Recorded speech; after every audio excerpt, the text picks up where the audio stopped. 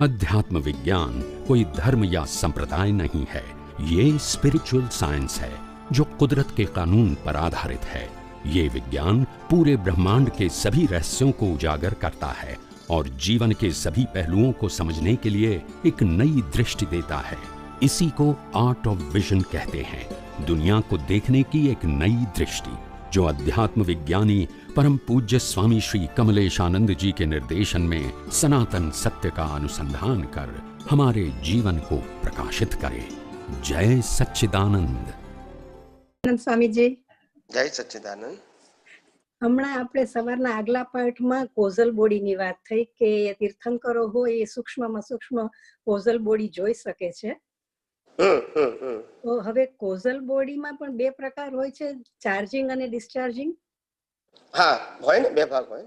Causal body કહું તમને કે પ્રતિષ્ઠિત આત્મા બે પ્રકારના હોય. કોઝલ બોડી તો એક જ હોય. કોઝલ બોડી એટલે અત્યારે કર્મ ચાર્જ કરો છો તે, એને કોઝલ બોડી કહેવાય. ડિસ્ચાર્જ બોડીને ડિસ્ચાર્જ કોઝલ બોડી એવું કહેવું હોય તો કહી શકાય, પણ એને ડિસ્ચાર્જ જ કહે છે, પરિણામ વાળો ભાગ, એટલે મિકેનિકલ ભાગ છે.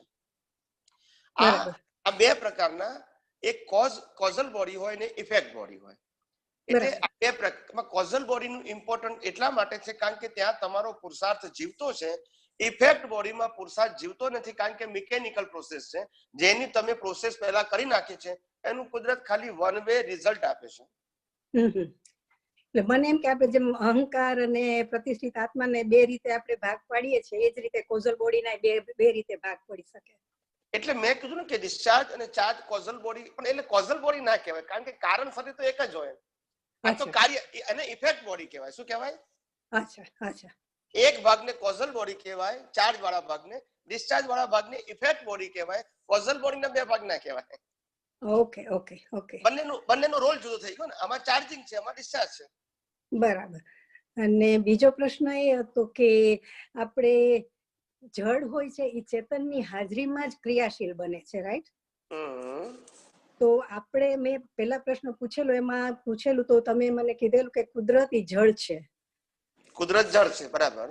તો એ ક્રિયાશીલ અથવા સક્રિય કેવી રીતે હોય છે, કોની હાજરીથી? હા, પહેલું એક કે કુદરત જે છે એ દરેક કુદરતની જે તત્વો છે એ પોતે સ્વયંભૂ શક્તિ વાળા છે. બરાબર. સ્વયંભૂ શક્તિ વાળા છે. એટલે ભલે બધા જળ તત્વ છે પણ બધા શક્તિ વાળા તત્વો છે. અને આત્મા ચેતન છે તે પણ શક્તિ વાળું છે. બરાબર. આ પાંચે પાંચ તત્વો કશું સર્જન ના કરી શકે. વિસર્જનમાં સહાયક થાય. શું થાય? સહાયક. વિસર્જનમાં. આત્મા સર્જનમાં પણ સહાયક અને વિસર્જનમાં પણ સહાયક. એટલે આત્મા વગર કોઝ અને ઇફેક્ટ ના હોય. બરાબર. પણ કોઝ ઇફેક્ટ ના હોય તો આ દુનિયા જે પાંચ તત્વો વાળી છે એ તો પાછી ચાલ્યા જ કરે. એ કઈ શક્તિથી ચાલે? એ કહું છું ને, એ લોકોનો સ્વયંભૂ પાવર છે, જે આખી ઓટોમોટ સિસ્ટમથી દુનિયા ચાલે છે. દિવસ થાય, રાત થાય, સવાર બપોર સાંજ થાય, ઉનાળો શિયાળો ચોમાસું થાય, ભરતી ઓટ આવે, એકમબી તીજ ને પૂનમ થાય, પછી અમાસ થાય, ગ્રહો નક્ષત્રો બધા કુદરતી બદલાયા કરે. આ બધું કોઝ ઇફેક્ટ નથી, આ બધું બટ નેચરલ છે. અચ્છા. પણ મનુષ્ય જે કર્મ કરે છે એના આધારે કોઝ અને ઇફેક્ટ આવે છે. એમાં પણ કુદરત આપણને સહાયક થાય છે. અચ્છા, એટલે જીવ હોય ત્યાં આત્માની શક્તિ કામ કરે, પણ કુદરતી તત્વોમાં કોઈ એવી આત્મશક્તિ એવું નથી. ના, એ જળ શક્તિ છે. પણ એની પોતાની શક્તિ છે. જળ શક્તિનો પાવર, જળ શક્તિ તો આખી દુનિયા ચાલે. જો ને, દિવસ રાત છે શું છે? એ આત્માની શક્તિ. હા, ભરતી ઓટ આવે ત્યાં આત્માની વાત એને લાગુ નથી પડતી. નથી પડતી. જ્યાં જીવ છે ને એની અંદર આત્મા લાગુ પડે છે. એટલે દાદા ભગવાને આત્મા ક્યાં છે, આત્માનું એડ્રેસ શું, એમાં એડ્રેસ ઇંગ્લિશમાં એમને કહ્યું છે. દાદા ભગવાને ક્રિએચર્સ નું એડ્રેસ આપ્યું છે, ગોડ નું address. God is in every living being creature, either visible or invisible, but not in creation. Not in creation. માણસ જે ક્રિએશન કરે છે એમાં ગોડ નથી, પણ જે ક્રીચર્સ છે, ક્રીચર્સ કે જે આપણને આંખેથી પણ દેખાતા નથી, એમાં પણ જીવ ગોડ છે. ગોડ એટલે આત્મા છે. બરાબર બરાબર. જેમ કે એકેન્દ્રિય જીવો હોય, જેમ કે વાયુકાય જીવો હોય, પછી અગ્નિકાય જીવો હોય, એવા જીવો જે આપણે જોઈ શકતા નથી. બરાબર. વનસ્પતિકાય જીવો હોય, એટલે પાણીકાય જીવો હોય, તો આ બધાને આપણે જીવ તરીકે જોઈ શકતા નથી, છતાં પણ એની અંદર અનંતા જીવો છે. બરાબર બરાબર. ટૂંકમાં જ્યાં ક્રીચર છે ત્યાં જીવ, એટલે ક્રીચર છે ત્યાં આગળ ગોડ છે, પણ જ્યાં ક્રિએશન છે મેન મેડ, ત્યાં ગોડ નથી. નથી નથી નથી. બરાબર, સમજાઈ ગયું. આ દાદા ભગવાને વ્યાખ્યા આપી છે. જય સચ્ચિદાનંદ. જય સચ્ચિદાનંદ. જય સચ્ચિદાનંદ. ભદ્રા શાહ. હા સ્વામી, જય સચ્ચિદાનંદ. જય સચ્ચિદાનંદ. ચેમ્બુર થી બોલું, ભદ્રા શાહ. બોલો બોલો. હા, આત્માનું એક પરિણામ સનાતન છે, એટલે એ સમજવું હતું, અને વિશેષ પરિણામમાં સારું ખોટું હોય નહીં. હા, એટલે આત્માના બધા જ પરિણામો સનાતન હોય, કારણ કે આત્માનો સ્વભાવ, આત્માનું અસ્તિત્વ અને આત્માની બધી જ ક્વોલિટી એ સનાતન હોય, ટેમ્પરરી ના હોય.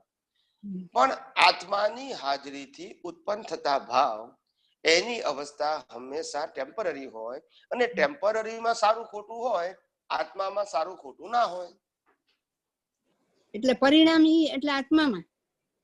હા, એટલે આત્માની અંદર સારા ખોટાનો ગુણ નથી, પણ આત્માની હાજરીથી અજ્ઞાન અવસ્થામાં ઉભા થયેલા કર્મોમાં સારું ખોટું હોઈ શકે. ઓકે. ના, વિશેષ પરિણામમાં સારું ખોટું હોય નહીં. વિશેષ પરિણામમાં જ સારું ખોટું હોય, સ્વાભાવિક પરિણામમાં સારું ખોટું ના હોય. એ લખેલું હશે, મિસ્ટેક હશે પ્રિન્ટિંગ. ઓકે. સ્વાભાવિક પરિણામ એટલે આત્માના પરિણામમાં સારા ખરા ખોટું ના હોય. વિશેષ પરિણામ એટલે અજ્ઞાનથી ઉભા થયેલા પરિણામોમાં સારું ખોટું હોય. બરાબર, તો આમાં ભૂલ લાગે છે. કઈ વાંધો નહીં. ફ્રેક્ચર ને એવું આવે તો આપણે એવા કયા કર્મ કર્યા હોય? આપણે ફ્રેક્ચર એવું આવે તો આપણે સમજી લેવાનું કે આપણે કોઈ હાથ પગ તોડવાના ભાવ કર્યા હોય તો આપણા તોડે. એટલે કુદરત કે તું તો ભલે બોલ્યો છું બીજા માટે, હવે તને પાકો અનુભવ કરાવી દઉં. ઓકે. એક બીજો સવાલ છે. બધી અવસ્થાઓ અજ્ઞાનતામાં વીટાય છે. બધી અવસ્થાઓ અજ્ઞાનતામાં વીટાય છે. અજ્ઞાનતાથી વીટાય છે. હા, ઓકે. એટલે બધી અવસ્થાઓ અજ્ઞાનતાથી જ હોય ને. અજ્ઞાનતાથી 4 થાય ને 4 થી પછી અવસ્થા ડિસ્ચાર્જ રૂપે આવે. ઠીક. એટલે વિજ્ઞાન ન સમજીએ એટલે. હા, વિજ્ઞાન ના સમજીએ એટલે 4 થયું ને 4 થયા પછી ડિસ્ચાર્જ ને અવસ્થા કહીએ છીએ આપણે. પણ અજ્ઞાન ના હોય તો 4 થાય નહીં તો પછી ડિસ્ચાર્જ ના આવે. બરાબર. જય સચ્ચિદાનંદ. જય સચ્ચિદાનંદ. જય સચ્ચિદાનંદ.